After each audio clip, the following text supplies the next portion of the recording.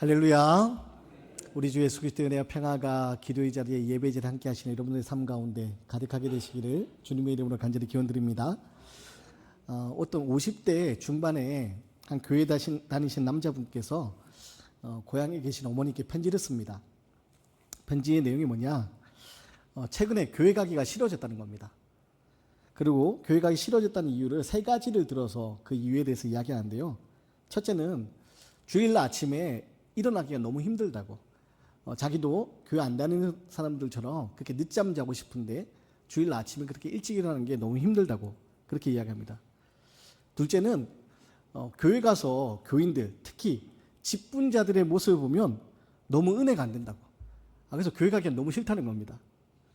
그리고 셋째는 예배를 섬기는 예배 봉사자들이 준비 없이 그렇게 예배를 봉사하는 바람에 예배의 전반적인 분위기가 은혜롭지 않다고, 그래서 교회 가기 싫다 그러면서 시골에 계신 어머니에게 이 50대 중반의 한 남성이 편지를 보냈습니다. 근데 편지를 받은 그 어머니가요, 그 편지에 답장을 써서 보냅니다. 답장에 이렇게 적혀 있습니다. 아들아, 그래도 교회는 가야 된다. 그러면 세 가지 이유에 대해서 얘기합니다. 첫째는 우리 그리스도인에게 있어서 예배는 선택이 아니다. 예배는 필수이기 때문에 꼭 교회는 가야 된다. 두 번째, 하나님의 아들로서 우리가 예배하는 거, 이거 우리가 선택할 수 있는 것이 아니니까 이거는 네가 꼭 예배는 드려야 된다. 그리고 세 번째, 결정적으로 그래도 네가 교회 담임 목사인데 네가 안 가면 어떡하겠니? 아직 이해 안 되신 분은 집에 가서 이제 생각하면서 웃으시면 되고요. 여러분, 우스갯소리지만 교회 목사도 교회 가기 싫을 때가 있다는 이제 그런 이야기인데요. 여러분, 이 땅에 살아가는 우리들이 모두가 낙심될 때가 있습니다. 우리 모두가요, 마음이 깨어지고 무너질 때가 있습니다. 낙심을 경험합니다. 심지어 열심히 하고 싶은 그런 의욕이 사라지는, 번아웃 돼버리는 그런 무기력함 가운데 우리가 놓일 때도 있습니다. 그런데 이런 일들, 우리가 부족해서, 우리가 연약해서가 아니라 성경의 인물들도요, 위대한 성경의 인물들도 그런 일들을 다 경험합니다. 대표적인 사람 누굽니까? 여러분, 엘리야 아닙니까? 열왕기상 18장을 보면요, 엘리야가 갈멜산 꼭대기에서 그 바알을 섬기는 바알 선지자들, 또 아세라 여신을 섬기는 그 아세라 여신 선지자들 850대 1의 영적인 전투를 치릅니다. 850대 1의 영적인 전투를 치르면서 누가 정말 진짜 신인지 우리 한번 내기를 해보자 하면서 갈멜산 꼭대기에서 영적인 전투를 치르지 않습니까? 하늘로부터 불을 내려달라고, 제단을 쌓아놓고 하늘로부터 불을 내려달라고. 여러분, 엘리야가 850명 앞에서, 아합왕 앞에서 두려움 없이 그렇게 영적인 전투를 치릅니다. 근데 어떤 일이 벌어집니까? 850대 그 1의 영적 전투에서 엘리야가 승리합니다. 바알을 섬기는 선지자들이, 아세라 여신을 섬기는 선지자들이 아무리 기도해도 하늘에서 불이 떨어지지 않습니다. 근데 어떤 일이 벌어집니까? 엘리야가 하늘에 기도합니다. 하나님, 하나님의 살아계심을 나타내 보여주시옵소서. 그리고 불이 임하고 그 제단에 적셨던 물을 다 불사르고 하나님의 살아계심을 나타내 보여주십니다. 그렇게 엘리야가 열왕기상 18장에 보면 놀라운 능력을 경험하고 놀라운 이적을 경험합니다. 그래서 하나님의 살아계심을 증거합니다. 근데 19장에 들어오면 어떤 일이 벌어집니까? 19장에 들어오면요, 이세벨 여왕이 자기를 죽이려 한다는 그 말 한마디, 그 소식이 들려올 때 엘리야가 낙심이 됩니다. 18장만 하더라도 갈멜산 꼭대기에서 850대 1의 영적 전투에서 전혀 두려움 없던 이 엘리야가요, 이세벨 여왕이 자기를 죽이려 한다 그 말 한마디에 마음이 무너져서 광야로 도망칩니다.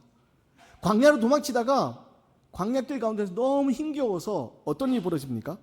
19장 4절 보면 하나님 앞에 죽기를 원하여 기도합니다. 하나님, 넉넉하오니, 여호와의 넉넉하오니 지금 내 생명을 거두시옵소서. 나는 내 조상들보다 낫지 못하나이다. 뭐라고 기도하는 겁니까? 하나님, 이제 됐습니다. 이제 난 더 이상 못하겠습니다. 이제 그만 됐으니까 내 생명 하나님 거두어 주시옵소서. 나는 이것밖에 안 됩니다. 여러분, 열왕기상 18장에 불과 조금 전만 하더라도 갈멜산 꼭대기에서 영적인 전투를 치르면서 850대 1의 그 싸움에서 담대했던 이 엘리야가 낙심이 찾아올 때 광야길 한가운데서 하나님, 이제 난 됐습니다. 차라리 내 생명을 거두어 주시옵소서. 절망 가운데 그렇게 기도를 합니다. 여러분, 이런 낙심은요, 우리 모두에게 찾아올 수 있는 것이고, 이런 낙심 가운데 성경의 위대한 인물들도 그 가운데 절망에 휩싸이곤 합니다. 그런데요, 낙심이 우리에게 찾아오지만 여러분, 우리 낙심 가운데 들려지는 하나님의 약속의 말씀 붙들면 소망으로 일어설 수 있게 되는 겁니다. 특별히 항상 어려운 시대가 우리 가운데 놓여 있습니다. 우리 어르신들이 지나왔던 시대, 참 얼마나 힘겨운 시대를 지나왔습니까? 그런데요, 요즘도 너무 힘겹습니다. 요즘 청년들이 꿈을 꾸기 너무 힘든 그런 시대를 살고 있고, 결혼하기 힘든, 그래서 결혼을 포기하는 그런 시대를 살고 있습니다. 점점 어려운 이 시대, 정치적으로도 혼란스럽고 경제적으로도 너무 어렵고, 여러분 종교적으로는 또 어떻습니까? 종교적으로도 여러분 교회가 점점 힘을 잃어가고, 주님 오시는 기쁜 소식이 가득한 이 12월, 캐롤이 사방에 울려 퍼지면서 정말 성탄의 기쁨이 가득해진 이 땅에 여러분 캐롤 소리는 온데간데 없고, 주님 오시는 그 기쁜 소리 기다리는 아들은 찾아보기 힘들고, 여러분 교회는 믿음의 가치들을 점점 잃어버린 채 세상 가운데서 힘을 잃어가고 있습니다. 빛을 잃어가고 있습니다. 이렇게 어려운 시대적 상황 가운데서 여러분 우리는요 낙심을 경험합니다. 아무리 주위를 둘러보아도 희망이 보이지 않습니다. 교회도 그렇고 경제적으로 그렇고 정치적으로 그렇고 이 땅에 과연 소망이 있나 싶을 정도로 우리 너무 힘듭니다. 그런데 여러분, 이런 어두운 시대적 상황 가운데 들려지는 하나님의 약속의 말씀이 있다는 겁니다. 그리고 그 약속의 말씀 우리가 붙들 때 우리는 소망으로 일어설 수 있는 겁니다. 주님 오심을 기다리는 이 대림절기에 우리에게 필요한 게 뭐냐? 바로 이 어려운 시대 가운데 들려지는 하나님의 말씀, 그 말씀을 우리는 붙들 수 있어야 됩니다.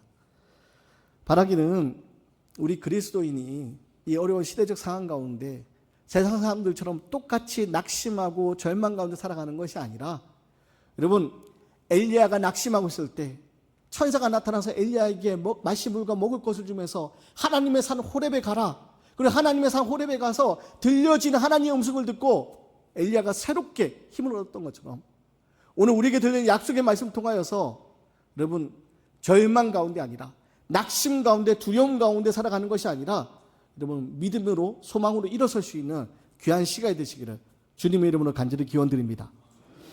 오늘 16절 말씀 보면요, 스바냐의 간절한 외침이 나옵니다. 우리 16절 말씀을 함께 읽어보겠습니다. 시작. 그날에 사람이 예루살렘에 이르기를 두려워하지 말라. 시온아 내 손을 늘어뜨리지 말라. 여러분 스바냐가 외칩니다. 두려워하지 말라. 내 손을 늘어뜨리지 말라. 내 손을 늘어뜨리지 말라. 무슨 말입니까? 여러분 무기력하게 있지 말고 기운을 내라는 겁니다. 힘을 내라는 겁니다. 어려운 상황 가운데도 있지만 두려워하지 말라는 겁니다. 다른 번역 보니까 이 말씀이 이렇게 기록되어 있습니다. 시온아 두려워 말라. 기운을 내어라. 표준 세번역에서는요, 시온아 두려워하지 말아라. 힘없이 팔을 늘어뜨리고 있지 말아라 라고 얘기합니다. 무슨 말이냐? 어려운 삶의 자리가 있지만 두려워하지 말라는 겁니다. 어려운 삶의 자리에서 힘없이 그렇게 무기력하게 있지 말라는 겁니다. 어려운 삶의 자리가 있지만 힘을 내라는 겁니다. 그러면 스바냐는 왜 이런 외침을 외쳤을까요? 배경을 좀 살펴보면요, 유다 16대 왕 요시야 임금 때에 스바냐가 활동을 했습니다. 요시야 왕이 어떤 왕이냐? 요시야 왕은요 8살의 왕이 되어서 32년간 나라를 다스립니다. 어린 시절 왕이 되어서 32년간 나라를 다스리게 되는데, 문제는 요시야 왕의 할아버지 므낫세, 요시야 왕의 아버지 아몬 왕이요 타락한 왕이었습니다. 하나님 보시기에 정직하지 못한 왕이었습니다. 그래서 므낫세 시대, 아몬 시대요 도덕적인 타락을 하고요 종교적으로 타락을 합니다. 하나님 앞에 예배해야 될 그 성전에서 하나님 앞에 예배하지 못하고요 다른 바알 신들을 예배하는, 태양 신들을 예배하는 일들이 벌어집니다. 종교적으로도 타락해서 혼합주의 신앙이 발달하고요, 종교적으로 타락한 뿐만 아니라 도덕적으로 타락해서 성적인 문란함이 그 시대에 가득해집니다. 나라 안팎이 영적으로 도덕적으로 타락하고, 또 백성들은 가난에 허덕이면서 끊임없는 고통 속에 신음하던 시대, 그게 바로 그 므낫세와 아몬 시대였습니다. 근데 이런 상황에서 8살밖에 안 된 요시아가 왕위에 오르게 됩니다. 8살밖에 안 된 요시아가 왕위에 오르게 될 때 이런 백성들이 무슨 기대를 할 수 있겠습니까?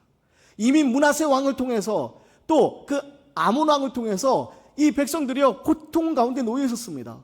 종교적으로, 도덕적으로, 정치적으로 너무 힘겨운 어려운 시간을 보냈습니다. 그런데 새로운 왕이 등극을 하는데 8살밖에 되지 않았습니다. 8살 된 요시아 왕에게 여러분 백성들이 무슨 기대를 가지고 있겠습니까? 많은 사람들이 우려를 합니다. 과연 8살밖에 안 된 이 왕이 옳은 정책을 펼 수 있을까? 이 나라를 잘 다스릴 수 있을까? 사람들이 두려워하고 걱정하고 불안해하기 시작합니다. 그리고 사람들은요 아직 일어나지 않은 일들에 대해서 이미 포기해버립니다. 이미 므낫세 왕도 아몬 왕도 잘못된 통치로 우리가 어려움을 겪게 되는데 이 8살 된 왕이 과연 무엇을 할 수 있을까? 그들은요 무기력하게 두 손을 늘어뜨린 것처럼 그렇게 무기력하게 지내게 됩니다. 그런데 그때 하나님께서 오늘 스바냐 선지자를 통해서 외치시는 겁니다. 하나님께서 스바냐 선지자를 통해서 말씀하시는 겁니다. 뭐라고 말씀하십니까? 내 손을 늘어뜨리지 말아라. 힘을 내어라. 너희들 힘을 내어라. 왜 힘을 내어라 말씀하십니까? 힘을 낼 수 있는 근거는요 요시아 왕이 위대한 왕이 될 수 있어서가 아닙니다. 하나님이 함께 하시겠다 약속하시기 때문입니다. 오늘 스바냐가 바로 그 외치는 겁니다. 어려운 시대적 상황 가운데 있지만 소망을 찾지 못하고 절망 가운데 있지만 힘을 내어라. 여호와 하나님이 우리와 함께 하신다. 바로 그것을 오늘 스바냐가 외치는 겁니다. 사랑하는 여러분, 우리가 힘을 낼 수 있는 이유는요 바로 하나님으로 인한입니다. 성경은 하나님 우리와 함께 하시나 끊임없이 우리에게 증언합니다. 성경은 계속해서요 우리에게 하나님 함께 하심에 대해서 나타내 보여주고 계시하고 있습니다. 문제는 우리가 이 하나님 우리 함께 하심을 우리가 믿지 못한다는 겁니다. 여러분 요셉 이야기를 기억하시지 않습니까? 요셉이 어린 시절 노예로 팔려가는 가운데서도 여호와께서 함께 하시더니 그가 형통케 되었더라. 하나님 함께 하심으로 형통케 되는 그 말씀을 우리에게 성경은 증언합니다. 여러분 여호수아가 약속의 땅으로 나아갈 때 두려움 가운데 모세의 뒤를 이어서 그 할 수 있을까 두려워하고 있을 때 하나님 무슨 말씀을 주십니까? 강하고 담대하라. 두려워하지 말아라. 하나님은요 함께 하시겠다 약속해 주십니다. 이사야 선지자를 통해서도 무슨 말씀을 주십니까? 두려워하지 말아라. 내가 너와 함께 함이라. 놀라지 말아라. 나는 내 하나님이 되리라. 여러분 성경은 끊임없이 하나님 우리와 함께 하시겠다 약속해 주시고요 그 약속으로 우리에게 오신 분이 누구십니까? 바로 예수 그리스도 아닙니까? 캄캄한 밤 큰 빛으로 이 땅에 태어나시는 예수님 태어나시던 밤 천사들이 나타나 약속하십니다. 임마누엘 하나님 우리와 함께 하시는 약속의 이름으로 그분이 오신다. 여러분 하나님 우리와 함께 하는 약속의 말씀으로 우리에게 오신 분 그분이 예수님입니다. 그래 그 예수님 공생의 사역을 마치고 십자가 죽음과 부활 이후에 하늘로 승천하실 때 마태복음 28장에 어떤 약속 우리에게 주십니까? 마태복음 28장 보면 볼지어다 세상 끝날까지 내가 너희와 함께 할지어다. 여러분 세상 끝날까지 우리와 함께 하시겠다. 예수님은요 끝까지 우리와 함께 약속하셨습니다. 성경은요 처음부터 끝까지 하나님 우리와 함께 하시는 약속하시는 약속의 말씀이 되어 있습니다. 문제는 하나님 언제나 우리와 함께 하시는 약속하셨는데 우리가 그 하나님의 나와 함께 하심을 믿지 못하는 것이 문제입니다. 신뢰하지 못하는 것이 무엇입니다? 사랑하는 여러분, 이 땅에 어려운 상황이 문제가 아닙니다. 우리 앞에 놓여있는 문제가 아닙니다. 그 문제 가운데 하나님 나와 함께 하시며 그 문제는 우리에게 더 이상 문제가 되지 않는데 마치 출애굽을 하는 이스라엘이 그 앞에 홍해를 마주했을 때 홍해가 큰 문제처럼 여겨졌지만 모세의 기도를 통하여서 하나님이 홍해를 가르치고 홍해를 지나가게 하신 것처럼 그 문제는 넘어갈 수 있는 것인데 우리는요 문제를 바라보면서 이미 낙심을 합니다.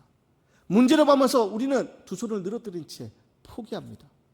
이 땅 가운데 하나님이 믿음의 사람으로 능력의 사람으로 살게 하셨는데 그 능력을 다 잃어버리고 그 생명의 빛을 다 잃어버리고 우리는 무기력하게 그렇게 살아갑니다. 사랑하는 여러분, 문제는요 상황이 아닙니다. 이 땅의 어려운 상황이 아닙니다. 문제는 하나님이 나와 함께 하시는데 그것을 우리가 신뢰하지 못하는 거, 그게 문제입니다. 바라기는 하나님 우리 함께 하심을 여러분 믿음으로 고백하시기 바랍니다. 이 시간 우리의 영적인 눈이 뜨여져서 마치 엘리사가 도단성에 아람 왕의 군대에 포위되었을 때 영적인 눈을 뜨고 바라보라고 이야기한 것처럼 오늘 우리와 함께 하신 하나님을 영적인 눈을 바라보면서 여러분 하나님 나와 함께 하신다, 그 믿음의 고백이 우리의 삶의 능력으로 나타나게 되기를 주님의 이름으로 간절히 기원드립니다.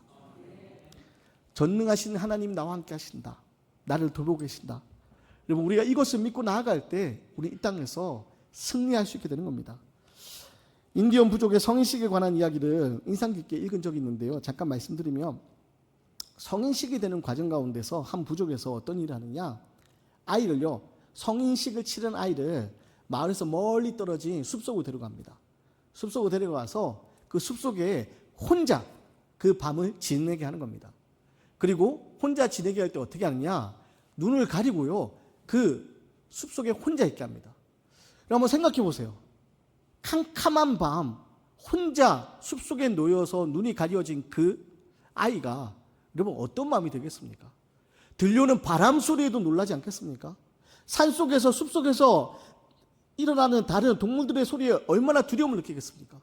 그렇게 두려운 가운데 그 밤을 지내게 되는데요, 그 밤을 지내고 해가 뜰 때 누군가 와서 그 눈에 있는 안대를 풀어줍니다. 그리고 풀어줄 때 그 아이가 보는 게 누구냐? 바로 자기 옆에 있던 아버지의 모습을 보게 된다는 겁니다. 이 성인식을 통해서 무엇을 하느냐? 두려운 가운데 캄캄한 밤 숲속에서 지내고 있는 그때 담대함을 가지게 하는데 그냥 그 아이를 내버려 둔 것이 아니라 그 아버지가요 그 밤새 그 아이를 지키고 있는 그런 일들을 한다는 겁니다.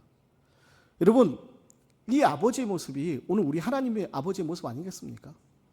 눈동자와 같이 우리를 살피시는 약속하신 하나님, 내 손에 너의 이름을 새겨 기억하겠다 말씀하신 하나님, 그 하나님 우리 함께 하시다 약속하신 거 아닙니까? 여러분 그 하나님을 우리가 바라볼 수 있어야 됩니다. 그 하나님을 바라볼 때 우리는 소망으로 일어설 수 있게 되는 겁니다. 여러분 우리 앞에 일어나는 여러 가지 문제 앞에서 낙심하지 마십시오.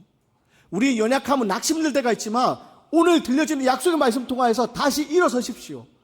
여러분 열왕기상 19장에 나오는 엘리야가 낙심되어서 차라리 나를 죽여달라고 이제 그만하면 됐다고 기도하지만 하나님의 산 호렙이 들어 들려오는 세미한 음성 통하여서 하나님의 약속의 말씀 붙듭니다. 그리고 어떻게 됩니까? 다시 일어나 나아갑니다.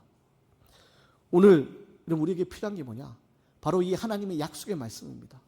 오늘에게 들려진 약속의 말씀을 통하여서 여러분 낙심 가운데 새 힘을 얻으시고 어려운 시대적 상황 가운데 우리 그리스도인이 주님 오심을 기다리는 것이 어떤 의미가 있는 것인지, 그 주님 오심 통하여 우리에게 어떤 일이 일어날 것인지 꿈꾸고 기대하며 나아가는 믿음의 사람이 되시기 바랍니다.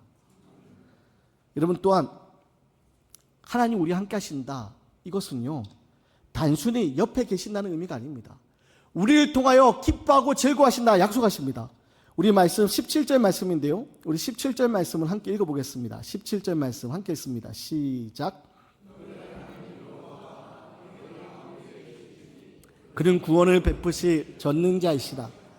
그가 너로 말미암아 기쁨을 이기지 못하시며 너를 잠잠히 사랑하시며 너로 말미암아 즐거이 부르며 기뻐하시리라 하리라. 오늘 약속의 말씀은 어떤 말씀 들립니까? 하나님 여호와가 너희 가운데 계신다. 너희 가운데 계시는데 그냥 가만히 계시는 게 아닙니다. 함께 하시면서 어떻게 하신다고요? 기뻐하신다는 겁니다. 함께 하시면서 우리로 인하여 기뻐하신다는 겁니다. 여러분 하나님은요 우리로 인하여 기뻐하시는 분입니다. 근데 우리로 인하여 기뻐하시는 게요 여러분 우리가 잘해서 기뻐하는 게 아닙니다. 우리가 잘해서 하나님 기뻐하시는 게 아니라 함께하는 그것만으로도 기뻐하시는 겁니다. 왜입니까? 하나님과 우리는 아버지와 자녀된 관계이기 때문입니다. 관계 안에서 우리가 하나님과 함께 할 때 하나님이 기뻐하시는 겁니다. 하나님 우리 옆에 계신 것마다 하나님 기뻐하시는 겁니다. 문제는 우리는 자격이 있어서가 아니라 있는 모습 그대로 하나님 기뻐하시는데 자꾸 우리는 자격이 없다고 자꾸만 마음이 무너집니다. 내가 기도 생활 못해서, 내가 예배 생활 못해서, 말씀 생활 못해서. 이런 물론 잘해야 되죠. 그런데 잘하지 못하고 있다고 해서 하나님이 우리를 정죄하고 내쫓으시는 게 아니라는 겁니다. 있는 모습 그대로 이미 하나님은요 우리를 사랑하신다 말씀하시고 사랑의 약속으로 예수 그리스도를 이 땅에 보내주셨다는 겁니다. 여러분 부모된 자녀를 키워보신 분들은 아시겠지만 여러분 자녀의 모습 보고 여러분 기쁘십니까? 안 기쁘십니까? 자녀 생각만 해도 막 근심 걱정에 사로잡히는 분 계십니까? 자녀의 모습 가운데 실망하는 모습도 있겠지만 여러분 그래도 자녀는 기본적으로 그냥 있는 것만도 기쁜 겁니다. 얼마 전 아이들이 시험 기간이었는데요. 우리 둘째 녀석이 수학을 100점 맞았다고 처음 맞아보는 100점에 너무 신나더라고요. 물론 수학만 100점 맞은 겁니다. 처음 맞아보는 100점이 너무 신나서 막 자랑을 하는 거예요, 집에서. 근데 문제는 그 이야기를 할 때 저희 집 막내가 있었거든요. 근데 막내는 이미 시험을 아예 포기하고 시험을 공부를 하나도 안 했거든요. 그래서 100점 맞았다고 자랑하는 아들에게 어떻게 해야 됩니까? 부모로서 잘했다고 칭찬해 줘야 되니까. 잘했다고 칭찬을 하면서 자꾸 제 눈이 어디 가겠습니까? 막내한테 자꾸 가는 거예요. 칭찬하다 제가 또 상처받으면 어떡하나. 아니나 다를까 막내가 그러더라고요. 나 미워하면 안 된다고.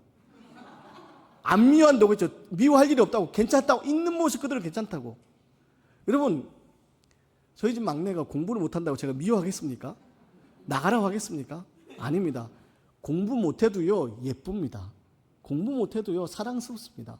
제 아이이기 때문에. 여러분 하나님 우리 보시는 마음이 바로 이런 겁니다. 그래서 오늘 하나님이 스바랴 선지자를 통해서 말씀하시는 겁니다. 내가 너로 인하여 기뻐함이라. 내가 너로 인하여 기뻐함이라. 여러분 너의 가운데 하나님 계시다. 그리고 우리로 인하여 기뻐하신다. 스바랴 선지자가 지금 두려움 가운데 절망의 자리에 있는 이스라엘을 향해서 유대 백성들을 향해서 하나님 외치시는 겁니다. 바라기는 오늘 약속의 말씀 통하여서 여러분 우리는요 하나님을 기쁘게 하는 존재, 우리가 잘해서가 아니라 하나님과의 관계 안에 있을 때 하나님을 아버지라고 고백하며 나아갈 때 하나님 그 모습만으로도 우리를 기뻐하신다는 사실, 그것을 우리는 꼭 기억할 수 있어야 됩니다. 여러분 하나님 품에 머무를 때 하나님은요 그냥 기뻐하시는 겁니다. 우리가 때때로 부족함이 있어서 하나님 앞에 때를 쓸 때도 있고 하나님 앞에 원망할 때도 있고 하나님 앞에 그렇게 믿음의 모습으로 나아가지 못할 때도 있지만 그럼에도 불구하고 하나님은요 자녀들 우리를 기뻐하신다는 겁니다. 또한 그 기쁨은요 지금 모습은 비록 부족할다 할지라도 하나님의 구원의 속을 통해서 장차 이루어질 일들을 기대하시기 때문에 기뻐하시는 거기도 합니다. 그래서 18절에서 20절 말씀 보면요 하나님 회복의 약속을 주십니다. 장차 하나님의 전능의 하나님의 구원의 하나님이 지금 이스라엘에게 회복을 허락하시리라. 하나님의 회복을 허락하시리라. 그게 바로 18절에서 20절까지 말씀으로 쭉 이어집니다. 그리고 20절 말씀 마지막 같이 한번 읽어볼까요? 같이 읽습니다. 시작. 내가 그때 너희를 이끌고 그때 너희를 모을지라. 내가 너희 목전에서 너희의 사로잡힘을 돌이킬 때에 너희에게 천하 만민 가운데서 명성과 칭찬을 얻게 하리라. 여호와의 말이니라.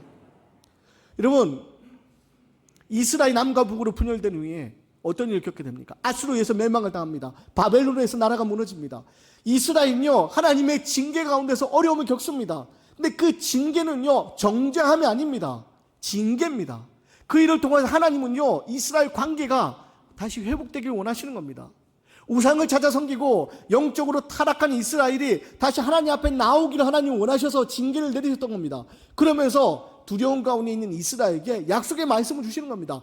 회복될 것이다. 회복될 것이다. 너희들 다 흩어지겠지만 다시 내가 너희를 모으리라. 회복될 것이라. 사랑하는 여러분, 오늘 우리에게 주어진 약속의 말씀이기도 합니다. 혼란스러운 시대를 살아가고 정치적으로 경제적으로 무엇보다 종교적으로 어려운 이 시대에 여러분 하나님의 약속의 말씀이 우리에게 들려지는 겁니다. 내가 다시 회복시킬 것이라.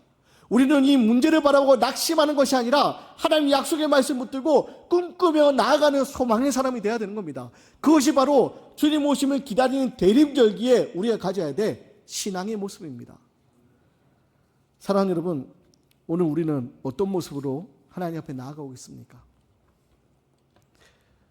주위를 바라보며 절망하고 기도해도 해결되지 않는 그 문제가 답답해서 마음이 깨어지고 낙심되고 그로 인하여서 하나님 과연 계신가? 그런 신앙의 회의 가운데 지내고 있는 것은 아닙니까? 주님 오심을 기다리는 대림절기에 주님 오시는 기쁜 소식이 우리에게 능력이 되어야 되는데 아무런 능력 없이 점점 힘을 잃어가고 빛을 잃어가고 있는 것은 아닙니까? 사랑하는 여러분, 하나님은요 우리와 함께 하시겠다 약속하셨습니다. 그리고 우리로 인하여 즐거워하신다 약속하셨습니다. 그리고 우리를 회복시킨다 약속하셨습니다. 바라기는 이 회복시키는 하나님의 약속의 말씀 통하여서 일어날 수 있는, 소망으로 나아갈 수 있는 우리의 모습 되기 원합니다. 그러면서 우리 17절 말씀을 우리 다시 한 번 더 마지막으로 읽겠습니다. 17절 말씀 함께 읽겠습니다. 시작. 너의 하나님 여호와가 너희 가운데 계시니 그는 구원을 베푸실 전능자이시라. 그가 너로 말미암아 기쁨을 이기지 못하시며 너를 잠잠히 사랑하시며 너로 말미암아 즐거이 부르며 기뻐하시리라 하리라. 아멘. 사랑하는 여러분, 말씀을 정리합니다. 하나님 너희 가운데 계신다. 하나님 우리 가운데 계신다 약속하십니다. 그리고 그 하나님이요 우리로 인하여 기뻐함을 주체할 수 없도록 기쁨을 차고 넘친다 말씀하십니다. 우리의 모습이 잘 돼서가 아닙니다. 우리의 모습이 자격이 있어서가 아닙니다. 하나님과의 관계 안에 있는 그것만으로도 자녀된 우리를 하나님은 사랑하시기 때문에 기뻐하신다는 겁니다. 바라기는 이 사실을, 이 말씀을 꼭 기억하시고 여러분 세상 가운데 세상과 비교하면서 여러분 낙심치 마시고 문제를 바라보며 낙심치 마시고 오늘 약속의 말씀, 소망의 말씀 붙들고 세상 가운데 나아가는 소망의 사람, 주님 오시는 기쁜 소식을 세상에 기쁨으로 외칠 수 있는 그런 소망의 사람, 믿음의 삶으로 이 한 주가 살아내게 되시기를 주님 이름으로 간절히 기원 드리겠습니다.